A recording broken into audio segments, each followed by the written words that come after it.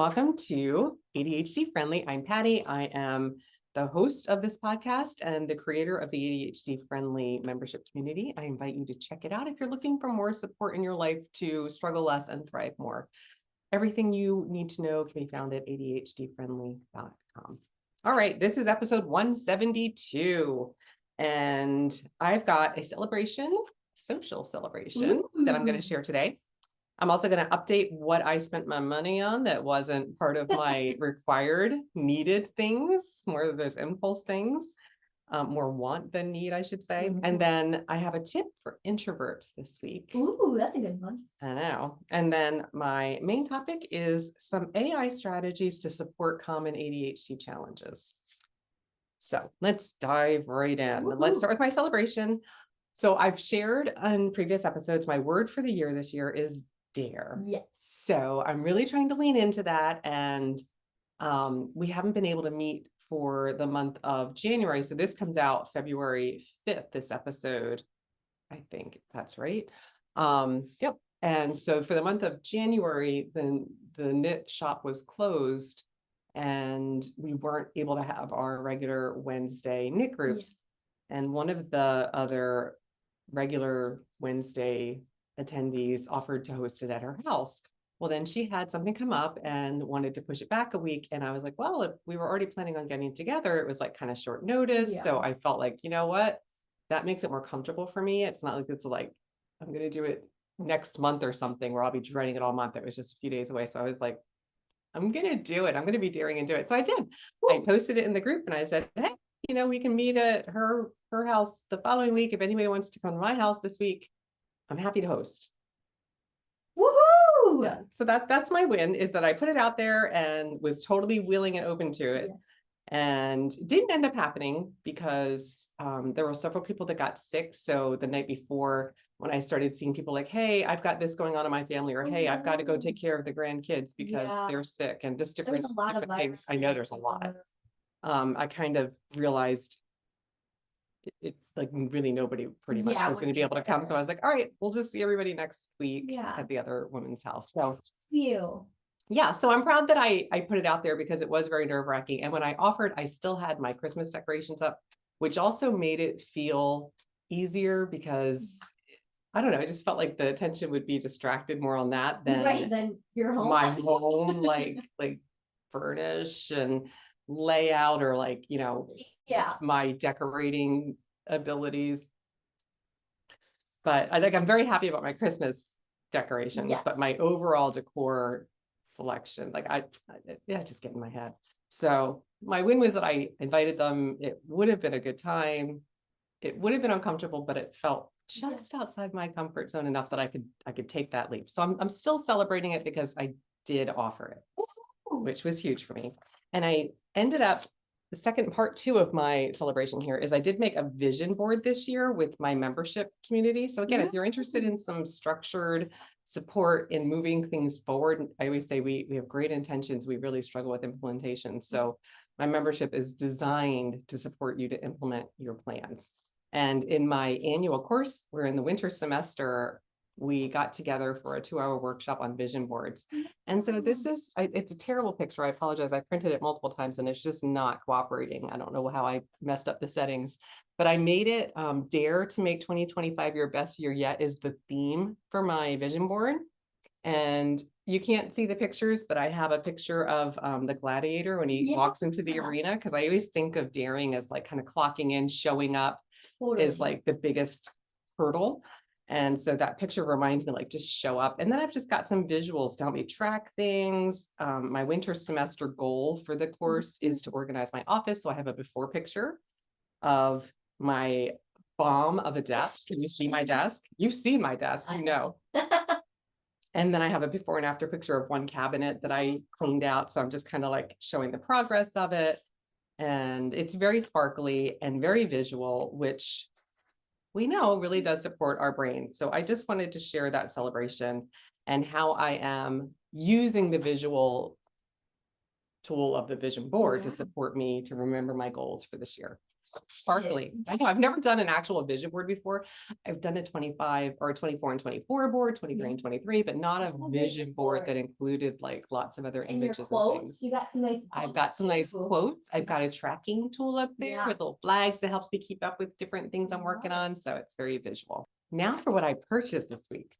So I purchased 2 books. I can be very impulsive when it comes to purchasing books, especially if there's like, I don't really purchase fiction books, but anything that might tie to an ADHD friendly approach to something, I'm all over it.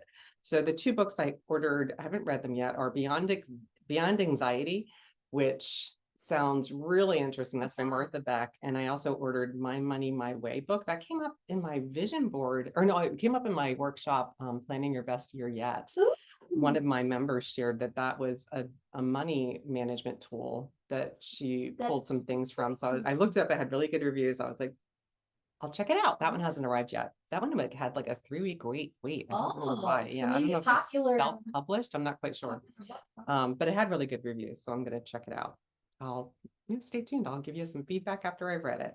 And then the other thing that I purchased, it is a need, technically, is a new vacuum cleaner. Becca, our vacuum cleaner, our main vacuum cleaner. Yeah, the one they use for the whole house. No, I'm done with trying to figure out. It's a Dyson. I don't even think it's 2 years old, but let's call it 2. It is maybe 2 years old. Oh, it is the 3rd vacuum we've had since we've been in this house for the last 6 years. Like, I am so tired of these expensive vacuums. Yeah. So I bought a $99 vacuum at Sam's Club that has really good reviews, because I was going to use my Costco rebate, my annual rebate, to buy a new like Dyson like vacuum. Sure. But I was like, okay, why would I use my whole refund on a vacuum that I really am only satisfied for the first few months, and then it just slowly. And if that's going to be the case, I could tolerate $99. A lot more than I could $370 or whatever. Cheap. No, and I always buy them when there's a $70 or $100 rebate. So I'm like, whatever it is, it's more than that.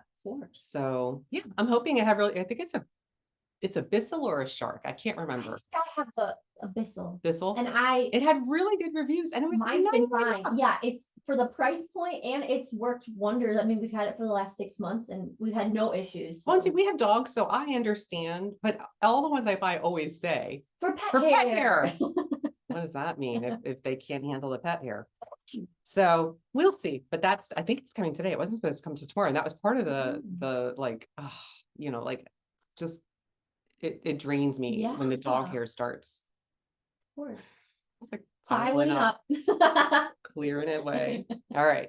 So that's what I spent my money on this week. So a little bit of impulsive with the books. The vacuum is definitely a need. I cannot not have. Right now I'm going around with a plug-in, like a battery operated stick vacuum, which is the one for my office, which also isn't working great. So that one's probably the one I just bought for $99 is probably going to become my office vacuum.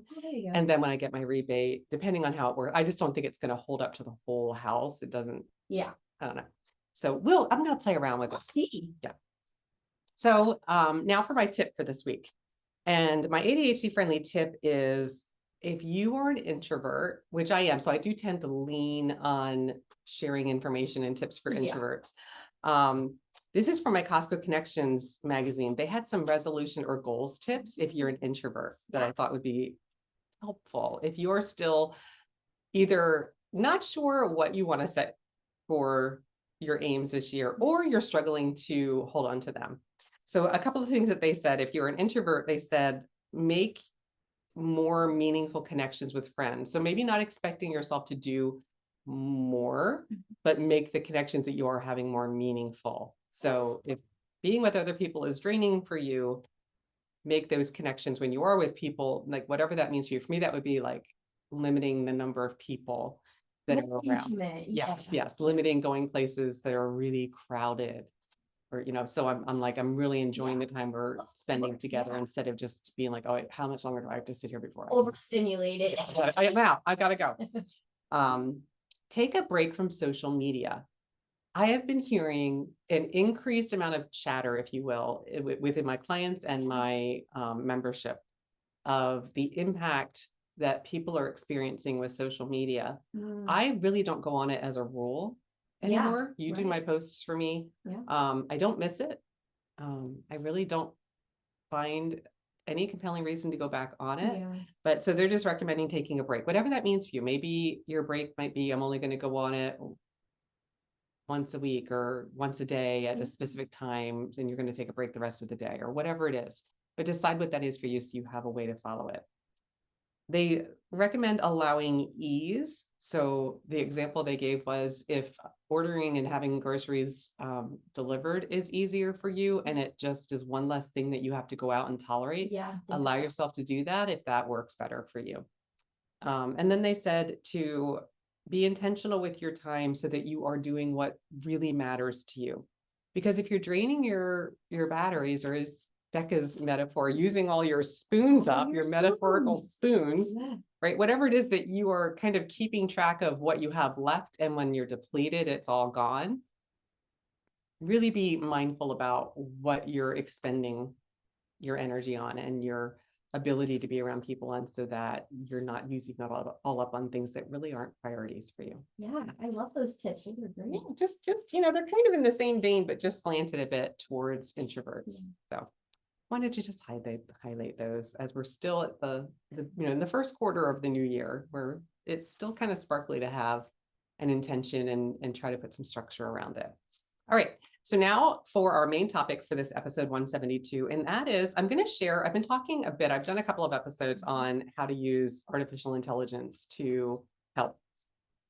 I found an article in the December 2024 Attention magazine that was all about specific AI ways to overcome ADHD challenges. And I found a couple that I thought were really helpful that I wanted to highlight here.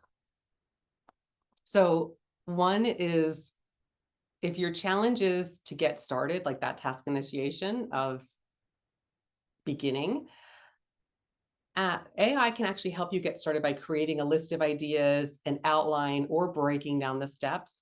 So a prompt that you could put into AI, I use ChatGPT, the free version. There's lots of options out there. I would say go with whatever one works for you or feels like the easiest way to begin.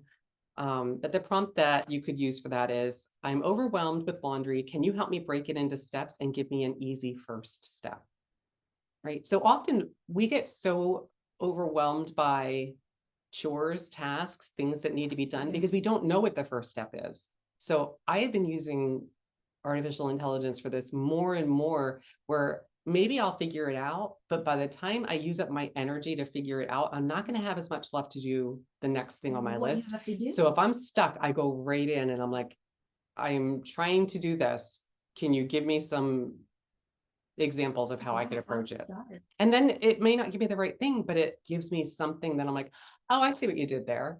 No, actually, I'm thinking this. Could you give me this? And I just changed my prompt. So the next one is, if your challenge is writing an email, it's like that blank screen of just an open email. Use AI to draft an email for you. I use this all the time. I even use it sometimes to draft a text if I'm not sure how to word something. I tend to send a text out and I get in my head thinking, that sounded abrupt, didn't it? Part of it is, I know sometimes I send texts and they are received in a different way than I intended. And that happens a lot with written words. They interpret your voice. Like, I didn't know that all caps for years sounds like you're yelling in a text. Oh yeah, sure. Yeah, but no, that to me, it's excitement. I'm like, let's do this. It's not, let's do this. So it's, all about and so I've come to understand putting it in. I might say, I need to write this. Can you give me a really short response? Because I always have to say, sometimes it writes really long and I'm like, just give me a no more than 10 word response so that it's giving me what I want. But back to the emails. So you could prompt it by saying, I need to reply to an email regarding a job I applied for. Can you draft an email that I can send to the recruiter? You might want to put down the type of job you applied for, any other details that would be helpful to include in that draft. But just saying that first bit of the prompt and period, let it go, will help you get something. and then you can go back in and refine on your own and make it yours.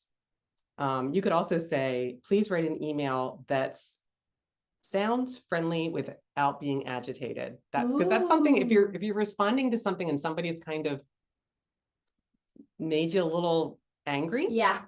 And you're responding, or maybe they said something and you're just like, oh my gosh, that wasn't at all what I said. And you're frustrated because you're busy and you don't have time to kind of go back and restate what you already said. And they maybe missed something in your original email. It might come off short. So you can say, hey, I need to reply to this. I'll cut and paste what I've written and put it into ChatGPT and say, can you make sure that this comes across as professional and not short, very calm. Exactly. And it will, it changes simple things. And I love reading the change what I wrote in, what it suggested. I wouldn't even think to do that. So that's such a cool idea. Yeah, exactly. There you go. Another challenge is if you are too wordy, which is a real challenge for a lot of us with ADHD, we feel like we need to give the whole preamble. Yeah. It's like I'm telling you my story about Nick Group. You don't need to know what the date was. You're I feel like, and then when I was going there, I had, I was frustrated over like you don't need to know everything, right? But we tend to include everything.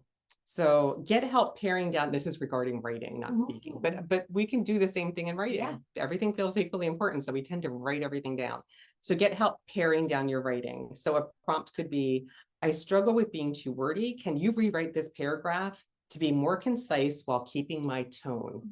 That is something I have to say, I have really noticed it's good at is sometimes when I ask it to do something, I can't tell whether mine was the original or the one they wrote was the original, because it sounds just like what I would have said. Yeah.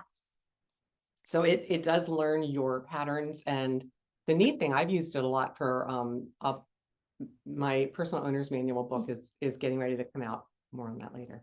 But I would write up the description for the tool that's in the manual, and I would drop that description in ChatGPT and say, could you, do exactly that? Could you edit this to be concise and make sure it's very clear? And it would come back with suggestions, or it would break something into bullet points. I'm like, oh yes, I do want bullet points there. That is much easier to understand. And so it was just, simple little tweaks, but it was a game changer. Well, then when I'd ask it another thing for an email or something, it would bring in what it already knows I do based on other things I've asked it. And so it's been helpful with marketing. It's been helpful. It's really interesting how I'm sure that there's downsides to it, knowing all of this stuff, but for me, where I am right now, it's working really well for that kind of thing. So getting your writing a little more concise. Now, if you are a college student, make sure that you follow the guidelines of your college or university so that you're not going to get that kind of kicked out and not able to submit it because you used AI. They are very strict on what you can and cannot do with AI. Believe that. Yeah. Oh yeah, makes sense. Number 4, if your challenge is prioritizing and structuring your day, this one is so cool. If you're just like literally like, oh my gosh, I have so much I have to do today. I have no idea how I'm going to get it done. List everything that you need to do and say, can you prioritize my list? And it will break it down and literally, and it will have, it sounds like you have a lot going on. I would suggest starting with this so that you have a clean, like it might say, I suggest, let's say if I use my office as one of the things, maybe I have laundry, I have my office, I have emails I have to write. It might say, I suggest cleaning off your desk. So you have a clean slate, tidy it up, spend 10 minutes tidying your desk, and then move on to emails. And then once you get the business tasks done, move over. And it would even it'll tell you do the laundry, and while the laundry is going, set a timer so you can do that. It can give you some really nice structure. So the prompt could be, I'm having trouble sticking to my schedule. Can you help me create a daily schedule with a structured but flexible timeline? So that's if you just need general structure, but I've put in specific things I'm trying to do and asked it, what order would you do these? And can you break it into, and then it will ask at the end. So it's always so funny. Would you like me to break any of those tasks down further or give you any tips to start? I'm like, yes, please. Funny. Thank you. Yes, I would love that. Thank you. All right, the next challenge is if you have a hard time breaking larger projects and tasks into smaller manageable steps, you might ask AI to do that for you. So a prompt could be, I need to clean and organize the garage, but I don't know where to start. Can you break it down into actionable steps for me? And so it's just going to break down a basic, like what you would find in the garage. But if you have specific things, you can ask for help with that. I actually did that with my goal for the winter semester is organizing my office. If you look on my vision board, I should highlight, you really can't see it, but down here at the very bottom, this blue box is my Chat GPT generated box that broke down the 9, because I said I need it done in 9 weeks. And I said how many cabinets I need to organize, how many file carts, how many shelves. I listed everything, and it broke it down by week and gave me action steps in the little box next to it. So I was like, it just literally made me a spreadsheet without me having to make a spreadsheet. Yeah. So I just printed that bad boy, put it on my vision board, and it's ready to go. So cool. But you can ask it just to create some structure to your schedule. Into the organizing your garage or whatever you're trying to get done. Yeah.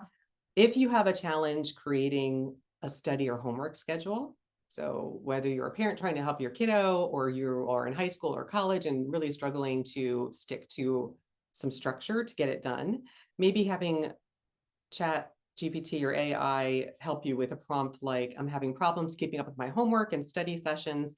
Can you create a weekly study schedule with breaks so that it's building breaks in? If you want, you can plug in your class schedule so it's going to work around them. Make it easy for yourself. Have a schedule, try it out. If you don't like it, you can always tweak it, but it gives you a jumping off point. And then the next challenge is if you have some ADHD related blind spots, or maybe some patterns that are getting in your way, asking your AI system something like this. I feel like I am repeating the same mistakes. Can you help me identify patterns in my behavior that aren't working for me? So I thought that sounded interesting, but I was like, how will it know my patterns? Like, that just seems very like what is it going to do? So this one really interested me because I got this one again, like I said, from the Attention magazine. And so I did this. So I wanted to share what it did. So I asked it that question, and it ended up making me, like, literally it made me, I printed it out. And so it called it an ADHD-friendly pattern tracker tool. Oh. And it says, use this tool to log recurring behaviors and uncover patterns that may be holding you back. Reflect regularly to gain insights and experiment with your changes, which again, sounds very much like what I would say. Yeah. And so then it gave me a pattern tracking table. So it just gives me the headers, but I can put this into like a Google sheet to make it.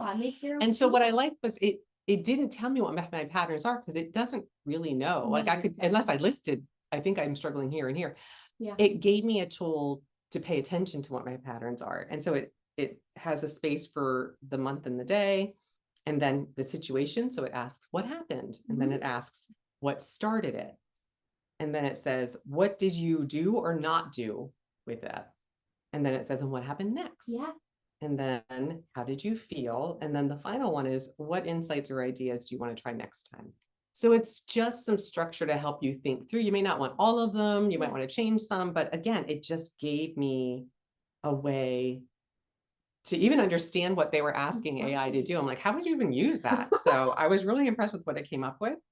And it even then, how to use the tracker, it gave me log your situations, review it weekly, experiment with adjustments, and celebrate your progress. I love that. Now, I don't know if it made it that customized because this structure is a little bit similar to what? Yeah. Yeah, that's to celebrate progress. I'm like, I wonder, because everything I put in there is about celebration. Yes. So I don't know if that was customized a bit for me or not, but I thought that was really fun just to experiment with. So I encourage you, if you struggle to get started, you struggle with how to word things, you struggle to even set boundaries, right? It's like, I don't know how I would say this so that it sets a firm boundary without maybe ruining my relationship. Like, how can I say this in a way? Because I always say I get brain freeze. I can't think of what to say. So I say nothing. So it looks like I'm going along with it. Where it's really just, I'm like, I'm overwhelmed and and then I'm kicking myself because once my brain settles down. So if that's something that is sparkly to you, pick a tool, try it out, and just see how it works for you. All right, we're getting ready to reach the end here. The book of the week. So I read Eddie Winston is Looking for Love by Marianne Cronin. This just came out December 31st, I believe, of 2024. Yeah, like a month ago. It's a good book. It's not like, oh my gosh, drop what you're doing and go read it, but I did enjoy it. It is about a 90-year-old man who has been in love but has never kissed anyone. 90, yeah.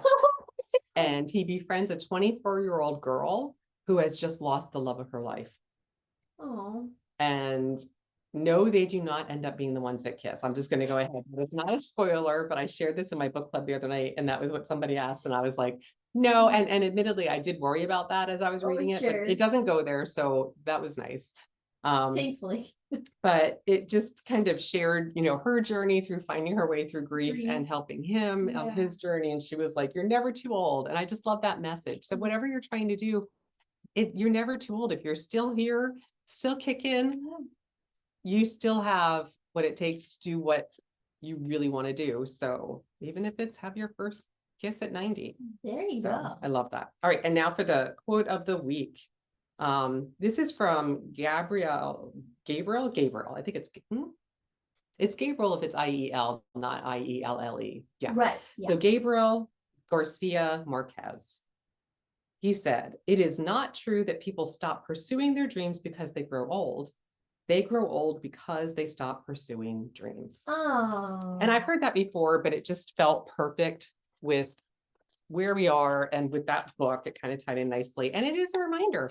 I do think, our here in the United States, I think we do focus so much on chronological age and just the obsession of trying not to look your age. But oh my gosh, like when I look at like who are how old our presidents are, and like it's like, okay, if that is acceptable, why are we limiting you're only limited by what you perceive to be true. So don't let that stop you. You can do anything. Make it ADHD friendly so you can struggle less with it and thrive more. If you want more support, check out ADHD-friendly.com for my membership community. Until next time, tally ho.